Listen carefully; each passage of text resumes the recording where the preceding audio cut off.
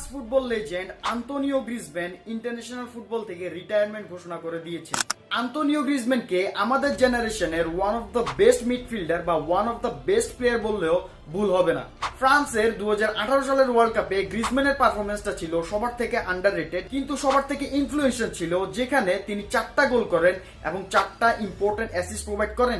অসাধারণ creative play making করেন তিনি পুরো টুর্নামেন্ট জুড়ে এবং ফ্রান্সের 2018 সালের ওয়ার্ল্ড কাপটা জিততে অনেক বড় একটা ভূমিকা পালন করেন এবং তিনি ফ্রান্সের হয়ে মোট 44টা গোল করেন 137টা ম্যাচ খেলে। গ্রিজম্যান তার পুরো ক্যারিয়ার জুড়ে অনেক আন্ডাররেটেড ছিল, বাট আমার মতে Griezmann one of the best player of our generation. Or passing, or creative play making, or dancing, যেটা সবার থেকে ওকে আলাদা করে তুলে।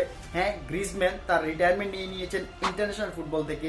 ফ্রান্সের legend, one of the best player of our generation. So happy retirement to Antonio Griezmann. যদি আমার চ্যানেলে নতুন হয়ে থাকেন অবশ্যই চ্যানেলটাকে সাবস্ক্রাইব করবেন এবং অবশ্যই ভিডিওতে একটা লাইক করে যাবেন। ভিস্কা